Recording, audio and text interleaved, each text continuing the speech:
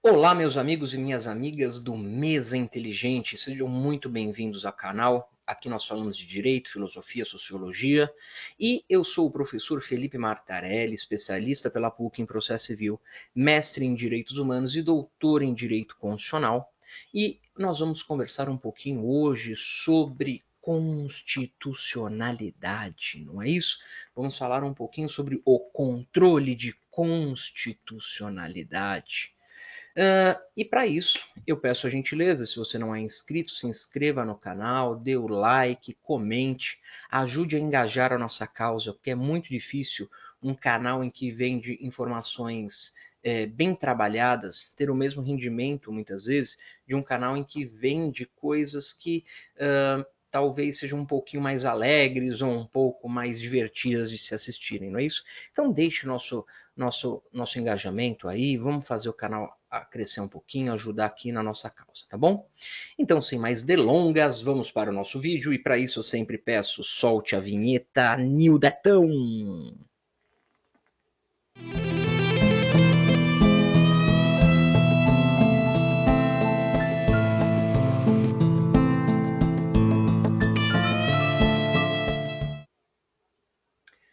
Muito bem, meus amigos e minhas amigas, vamos falar de controle de constitucionalidade hoje.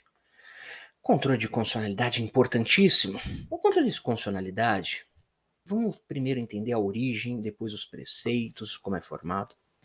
O controle de constitucionalidade significa um controle de uma norma, a verificação de uma norma, a adequação daquela norma em face de uma constituição do seu Estado. As constituições surgem no final de 1700, não é isso? A nossa primeira constituição mundial é a Constituição Norte-Americana de 1787.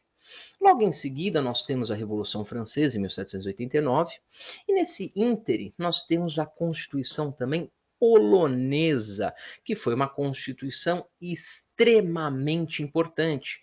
Pena que durou apenas um ano, porque com a invasão da Prússia, ela acabou se perdendo, mas ela teve os seus motivos fortes, inerentes, para que fossem, até hoje, respeitadas essa Constituição. Muito bem. Então, em 1787, com a Constituição norte-americana, nós temos um momento, uma explosão de uma nova ideia, que é uma norma suprema base, pilar central de todo Estado, e que essa norma central, pilar de todo Estado, vai reger aquele Estado. Nota-se que, por óbvio, após a Segunda Guerra Mundial, surge o neoconstitucionalismo. O que é o neoconstitucionalismo? É uma nova visão da Constituição, é uma nova importância para a Constituição, é um passo a mais na evolução do constitucionalismo. Então, falar de controle de constitucionalidade, nós voltamos desde a criação das constituições, passamos pelo neoconstitucionalismo e chegamos na contemporaneidade.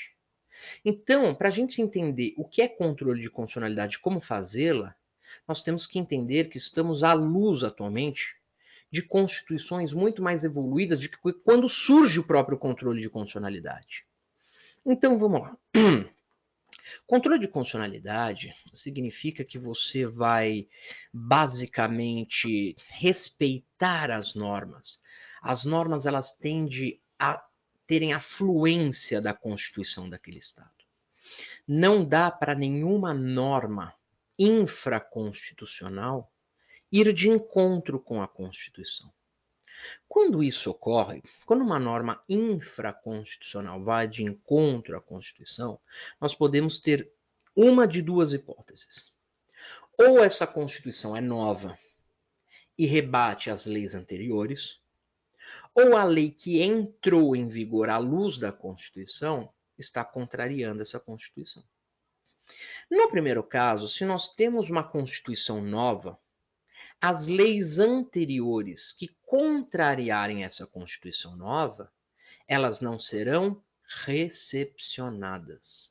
Então, o nosso primeiro entendimento sobre as normas e a Constituição é que normas anteriores à Constituição, elas não sofrem uma inconstitucionalidade, elas sofrem uma não receptabilidade. Ela não é recebida pela Constituição e automaticamente não pode ser aplicada. Imaginemos que antes de 1988, não é o caso, mas só imaginemos, que antes de 1988 tivéssemos a pena de morte e chega a Constituição proibindo a pena de morte, salvo no caso de guerra declarada do traidor da pátria, artigo 84 da Constituição. Como que a gente estabelece isso? Como que a gente coloca essa pena de morte que vinha antes? Ela não foi recepcionada pela Constituição, então ela não vai ser aplicada pela Constituição. Perfeito até aqui, sem problema nenhum. Porém, a Constituição é feita, é posta no Estado. A Constituição, ela cria o Estado. Ela muda o Estado para o outro. Essa Constituição surgindo, o que acontece? As leis infraconstitucionais dali em diante que vão ser feitas devem respeitá-la totalmente. A lei que não respeitar essa Constituição será considerada inconstitucional. Ela será considerada inconstitucional. Até aqui, fácil, óbvio que eu estou falando. Vamos começar a dificultar um pouco nossa conversa agora. Muito bem. Qual controle de constitucionalidade o Brasil adota? O Brasil adota dois tipos de controle de constitucionalidade. O Brasil adota duas maneiras de dizer se a Constituição, se a lei infraconstitucional é ou não inconstitucional. E só uma observação. Óbvio que qualquer norma abaixo da Constituição pode ser julgada inconstitucional. Porém, salienta-se que emendas à Constituição também podem ser entendidas como inconstitucionais. Se vem uma emenda constitucional revogando direitos fundamentais, ou qualquer direito do artigo 5º, por exemplo, ou diminuindo-lhe, essa emenda à Constituição será uma emenda inconstitucional. Olha isso, será uma emenda inconstitucional. Muito bem. Então sabemos que emendas podem ser inconstitucionais, leis infraconstitucionais podem ser julgadas inconstitucionais, e tem mais uma. A supralegalidade pode também ser julgada de inconstitucional. O que é a supralegalidade? São os tratados de direitos fundamentais que o Brasil adota, que não por 3/5 em 2 turnos em 2 casas, e que tem um caráter acima das normas, abaixo da Constituição. Então, reparemos, normas, supralegalidade e emendas à Constituição podem ser declaradas inconstitucionais. Porém, matéria de Constituição originária não é declarada inconstitucional. Por exemplo, a Constituição ela traz a pena de morte no caso de guerra declarada. Sendo que a Constituição traz a pena de morte no caso de guerra declarada, não pode-se dizer que essa pena de morte é inconstitucional, porque essa pena de morte ela surge exatamente junto com a Constituição e não existe inconstitucionalidade da Constituição original. E isso é algo muito importante de saber e muito pouco comentado. Não há inconstitucionalidade da Constituição original. Muito bem. Porque a tese é que a Constituição original pode tudo, não é isso? Existem algumas doutrinas que, se pode ou não suprimir alguns direitos, uma nova Constituição, não vou entrar nesse mérito agora, mas a ideia é que a Constituição, ela pode tudo. Então, ela não vai ter uma inconstitucionalidade originária. Muito bem. Então, entendemos o que pode e o que não pode ser declarado inconstitucional. Já vimos que a norma pode ser recebida ou não pela Constituição, ela pode ser declarada ou não inconstitucional, e a emenda, supralegalidade e as normas de direito. O Brasil adota dois tipos de controle de constitucionalidade. Dois tipos de controle de constitucionalidade. O controle concentrado e o controle difuso. E aqui nós temos um pequeno problema. Qual é o pequeno problema? São conceitos e são institutos vindos de origem completamente diferente, que o Brasil fez de uma maneira um pouco tupiniquim, que, ao meu ver, dá certo. Acabou dando certo. E acho que a maneira que o Brasil adota é uma maneira razoável de controle de constitucionalidade. Mas tinha muita coisa para dar errado, para falar a verdade. Por quê? Vamos lá. O Brasil adota dois tipos de controle de constitucionalidade. O difuso e o concentrado. O difuso e o concentrado. O difuso significa que qualquer juiz de qualquer instância pode deixar de aplicar uma norma ao entender que essa norma é inconstitucional. Então surge uma norma federal falando que aquele que não recolher o imposto de renda tem a pena de morte decretada. Estou dando exemplo de uma norma claramente inconstitucional. O juiz de primeira instância lê aquilo e fala, peraí, não vou aplicá-lo, porque é inconstitucional. Isso é um controle difuso de constitucionalidade. Ou seja, o juiz observa a norma infraconstitucional e diz, não vou aplicá-lo porque ela bate na Constituição. Os tribunais de segunda instância também fazem isso, não é isso? Por meio da reserva de plenário. Depois eu comento sobre a reserva de plenário, mas existe a reserva de plenário nos tribunais de segunda instância para que haja para que haja a decretação da inconstitucionalidade da norma. Mas no tribunal de segunda instância também pode falar, não aplico esta norma porque esta norma é inconstitucional. Também difuso. Os tribunais superiores e o próprio STF pode de maneira difusa. Olha que interessante. Porque pode chegar ao STF a inconstitucionalidade, não da maneira concentrada, mas pode ir subindo. Pode chegar até o STF de maneira difusa e não de maneira concentrada. Então, todos os graus de jurisdição que nós temos podem decretar a inconstitucionalidade de uma norma e isso a gente chama de difuso. Esse controle difuso ele tem origem lá em 1802 a 1806, num julgamento do Marbury versus Madison nos Estados Unidos. Nesse caso, Marbury versus Madison, havia um juiz chamado John Marshall.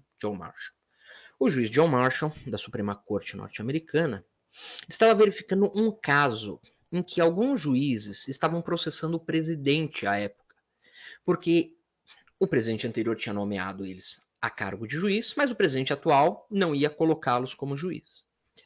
Então eles processaram o presidente norte-americano à época. John Marshall, baseado na ideia da Constituição, ele diz que aquela norma que autorizava processar o presidente feria a Constituição norte-americana da época. É a mesma até hoje, mas teve algumas emendas. Então, feria a Constituição. Olha que interessante. Feria a Constituição, então qualquer juiz poderia deixar de aplicá-la e qualquer juiz poderia alegar que não iria aplicá-la porque ela afrontava a Constituição. Daí surge o caráter de controle difuso. A própria palavra difuso é muito interessante, né? Difuso, quando a gente fala de direitos difusos, né? Aquele que a gente não sabe nem quem pegou, quem não pegou, né? Difuso de todos, mas a gente não consegue especificar quem, né? É difuso, é da sociedade, é amplo. Então, controle difuso de constitucionalidade, que todo e qualquer juiz de qualquer grau possa e pode fazer esse ponto de averiguar o controle. Porém, o Brasil importa esse controle de constitucionalidade dos Estados Unidos. Mas, ao mesmo tempo, importa o modelo austríaco-germânico. Ele importa o controle concentrado. O que é o controle concentrado europeu? Significa o seguinte: não são todos os juízes que vão falar se a norma é constitucional ou não. Nós vamos ter um tribunal específico chamado Tribunal Constitucional. E esse tribunal vai falar se a norma é constitucional ou não, e depois aplica-se no judiciário. Tanto que o Tribunal Constitucional Europeu, na maioria dos seus países, ele é um tribunal formado por pessoas do judiciário, do executivo e do legislativo. É um tribunal que não julga casos concretos. Ele julga se aquela norma determinada é ou não é constitucional. Se é constitucional, ótimo. Se não é inconstitucional, ela avisa o Poder Judiciário para de aplicar essa norma. O que o Brasil fez? O Brasil importa esse Tribunal Constitucional e criou o STF. Só que repara, o Brasil, por que eu falo que ele faz de uma maneira tupiniquim? Porque ao invés de ele criar um Tribunal Constitucional que também tenha pessoas do Poder Judiciário, Poder Executivo, Legislativo, para julgar e julgar somente a constitucionalidade, somente o controle de constitucionalidade, eles criam um tribunal que vai julgar causas e faz parte do Poder Judiciário e que também vai julgar a constitucionalidade concentrada. Olha que interessante. Então, coloca-se ao STF uma carga de trabalho de um tribunal constitucional junto com um tribunal supremo hierárquico. Ao invés do julgamento de casos pararem nos tribunais superiores e o STF ficar apenas julgando constitucionalidade e inconstitucionalidade de lei, não, ele julga casos concretos. Ele julga o presidente, ele julga um deputado federal, ele julga senador, ele julga ministros de Estado. Então, repara, você acaba colocando no STF muita coisa de que da onde você pegou não é assim. Os tribunais constitucionais europeus, eles são focados em julgar a constitucionalidade. O Brasil importa o Tribunal Constitucional e fala: Tribunal Constitucional, você será junto com o Supremo. E vai ser tudo uma coisa só. E você vai julgar a constitucionalidade de maneira concentrada e todos os demais casos que baterem aí para você julgar concretamente. Casos concretos. Muito bem. O que é esse julgamento concreto? Significa que um órgão específico vai bater lá no Tribunal Constitucional, no nosso caso o STF, e vai falar: ó, STF, essa norma aqui é inconstitucional. Só que repare, existe um rol específico das pessoas que podem fazer isso. Por exemplo, vamos dar uns exemplos: Presidente da República, mesa da Câmara do Senado, OAB Federal, blá blá blá. Temos um rol de pessoas que podem bater lá e falar com o STF: isso daqui está inconstitucional. Isso é um controle concentrado. Concentrado em um único caso, concentrado no STF. Concentrado significa: ó, eu peguei tudo e vou concentrar naquele caso a constitucionalidade ou não. Não são vários igual no difuso. Estou concentrando ali naquele caso específico. Então, concentro naquele processo a constitucionalidade de lei ou não.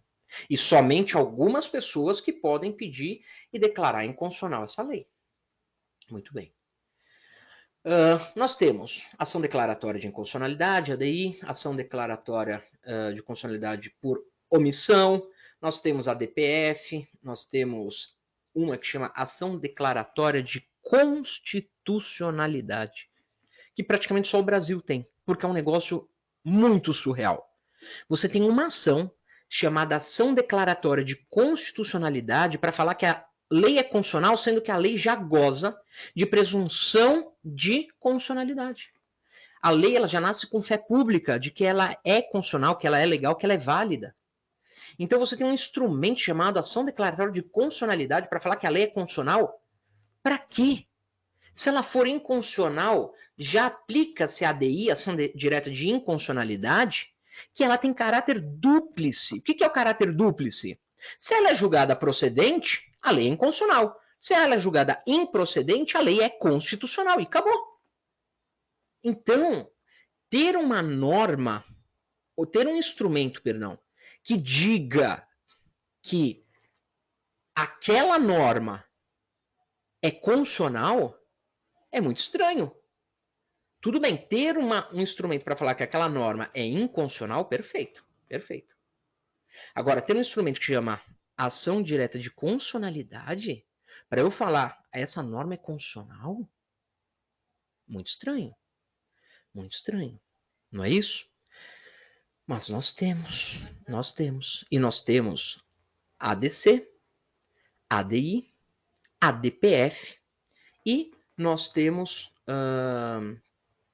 a ADI por omissão. ADI por omissão. Ok? Esses 4 institutos eu não vou falar nesse vídeo porque eu acho que eles merecem um vídeo próprio, cada um deles. Mas o importante é que a gente saiba sobre essa constitucionalidade, esse controle de constitucionalidade. Então, o nosso controle no Brasil, em resumo, é feito de maneira dúplice, difusa e concentrada. Uma oriunda do direito norte-americano, outra oriunda do direito europeu. Sendo que a concentrada é feita perante o Tribunal Constitucional, que nós importamos de maneira tupiniquim, e a difusa é feita por todos os juízes de uma maneira que é bem justa e razoável para ser feita. Ok? Muito bem. Pessoal, antes de terminar, queria só falar para vocês que eu tenho um livro aqui sobre bullying, muito interessante. Adoro esse meu livro, não é porque eu escrevi, mas adoro livro sobre bullying. Está nas melhores livrarias, Livraria Cultura. Compre ainda enquanto existe uma livraria, não é isso? Ou qualquer coisa comigo. E também tem o meu segundo livro que eu escrevi com a minha esposa, que é sobre a ortotanásia, não é isso? Sobre ensaios, é um ensaio sobre a ortotanásia que nós estamos falando também, que também dá para comprar pela Liberás, pelas demais livrarias, ou no nosso contato também, tá bom? Queria agradecer a presença de todos, dizer que é um assunto muito, muito importante que nós falamos, e na verdade é só um ensaio sobre funcionalidade, porque tem muita coisa a se falar, não é isso? Então agradeço a todos, a presença de todos, um beijo no coração. Se puder seguir, se puder compartilhar, eu agradeço. E a gente se vê em breve. Um beijo a todos e tchau!